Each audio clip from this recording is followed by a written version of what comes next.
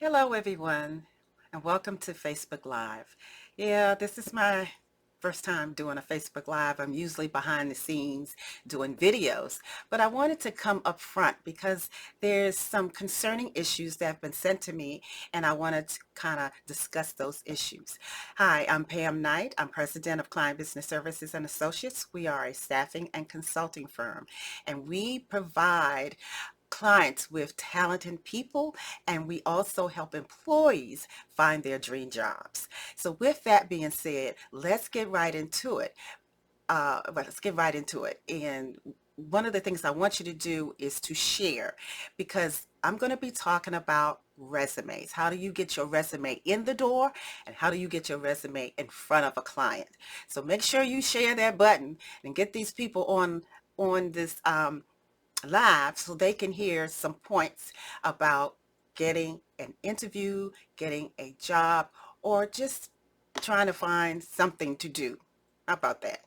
So what happens at a staffing firm and why we exist is because clients come to us because they want to screen out all the other stuff that comes with it, meaning they don't want to get tons and tons of resumes. So they leave that to us. Another thing is that a lot of times uh, they use this is because they want to do attempt to perm or direct hire, and we can help them with those type of staffing positions. With that being said, let's talk about how do you get your foot in that door and how do you get your resume in front of a client. As I stated, we see tons and tons of resumes all the time. And lots of times we find resumes that are not structured right, that are grammatically incorrect, and they don't say anything. They're just a bunch of gobbledygook. Yeah, yeah, we get those. So what I want to do today is to give you a few tips and tell you how you may be able to work on your resume or get somebody to help you work on your resume so that you can get that dream job, so that you can get a new career, or that you might want to do a lateral move. Whatever it is, we want to help you get that resume into that client. So lots of times, like I said, resumes come in and some of them don't make any sense. But when they do, we send those on to client. So if your resume is one of those resumes where we have to give you a call because the resume doesn't make any sense, the structure isn't correct, it doesn't tell a story, doesn't solve a problem, so then we'll give you a call. And lots of times when we get those type of resumes and we call the individual, we say, okay, we have your resume here, so tell me, what is it that you're looking for? And some of the people will say, anything. And I'm like, anything? You just can't say anything because the client is not going to be sending us a job for anything. So you have to be specific in what type of job you're looking for. Don't just say anything. And look, I feel your pain. I feel your passion. That's why we give you a call, because we want to go over your resume with you, or you can come in and we can help you work on your resume so that you can get that dream job or that lateral move or a step up in your career. So let's kind of go through some of the things that might hinder you from getting a job. So I'm going to just kind of turn around over here and let's talk about one of the things that a lot of the people do is when you're trying to get a job, you want to make sure that your resume, okay, number one, is specific. Okay, if it's not specific, then we don't know what to do for you. How about that? We won't know. So that's why we give you a call. Tell us what it is you're looking for. So if you're looking for a clerical position, an accounting position, be specific. Now, sometimes when people are doing their objectives, they'll put objectives up here, and guess what happens? That's where the gobbledygook comes in. They'll say, I'm in a clerical, I'm a dynamic person, and I want to work in a space where everything is just wonderful.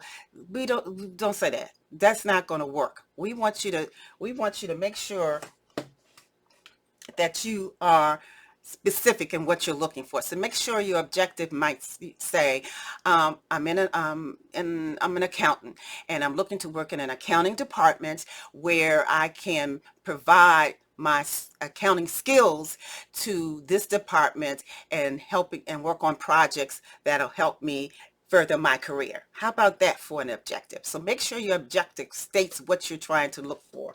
Another thing is make sure that you are telling us how, well, let's say job title, and make sure your job title tells us how long you've been there, the place that you work for, we're going to put agency that you work for, and what is it that you want to do. Okay? So with that being said, you also, my writing is just terrible, isn't it? Can you tell? Let's see if I can make that a little better. Right here. So you want the job title of the job that you're in, so we'll know that you're looking for something either lateral or above. And then you want to say how long you've been in the job, and then you want to say where you are working. Then you want to come down and say description of the job. And the description is going to tell us the story, or it's going to tell us what description, or it's going to tell us what you've been doing in the job. Are you solving a problem? And so let's go over what a description might say. The description might say, I've been working at such and such agency for the last 3 or 4 years. And in that job, I had to come up with a project that will smooth transitions into a project that I was doing. And once I finished that project, I presented that to my supervisor, which created more opportunities for the department, got more clients, and increased revenue. You can even do that if you want. If you can't write that well, do it in bullets. But that tells the client what you've been doing, how you did it, what did you accomplish, and how did you improve the agency that you were at. Now, I know that sounds tough, but you can do it. And as long as it's written grammatically correct, you should be fine. And then the next thing you want to do is tell us about your skills. Okay, what kind of skills do you have? Most of the people leave that out. So tell us whether or not you have a degree. If you don't have a degree, what type of outside training that you've had. If you've had, if you're an accountant, if you went to school for and got your degree in accounting, or if you didn't and you learned it through being a bookkeeper of somehow, but you know how to work some software. For example, Peachtree, QuickBooks, whatever type of software that you have learned. Make sure you list those skills on there so we can see what you've done. And the reason why I said that is because we're looking for what they call buzzwords or key words. Okay, so we're looking for things like that. I know I just made a mess, but I want you to get it together. Get that resume together, because I want it to be structured correctly, grammatically correct, and tell me what it is. Because let me tell you what happens once we find out, when we see your resume and it has those qualities. What we do, a client will say, okay, I'm looking for an accountant. Do you have anybody in your database? And we can say yes. And the resumes that reach us to speak to us tell us that this person's is very specific, their objective is great, their job title is fine, and they're telling us what they did while they were at that agency or company, and what they did and how they improved it, what they accomplished, what they or what they finished, if they was on a project and they finished it. So that tells us, so then we can send that resume over to the client. And then the client will say, oh, you know what? I like this. Can this person come in right away without even having an interview? Or a client will say, well, we like this resume, but we still want to see the person, because there might be a temp position, a long-term temp position, or a temp to perm position, or a direct hire. And you want to be in one of those three categories to get a job. So let's just kind of go over real quick, and I'm going to try to write it much neater than what I had before, okay? Let's go over this one more time.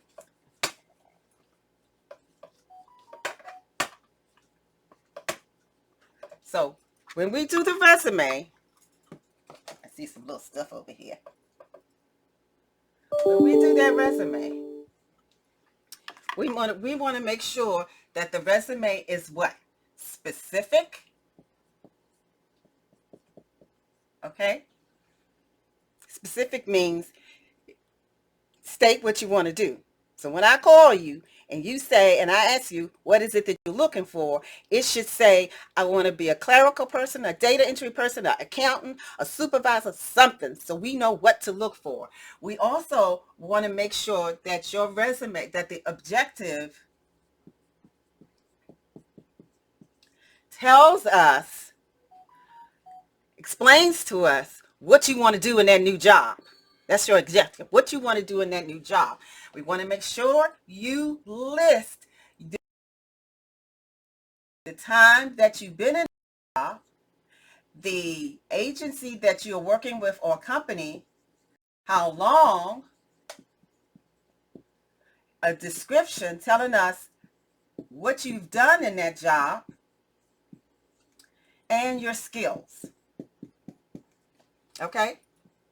So be specific, be objective, telling us what you want to do in that job, the time you spend in that job, how long, was it 2 years, 3 years, or 4 years?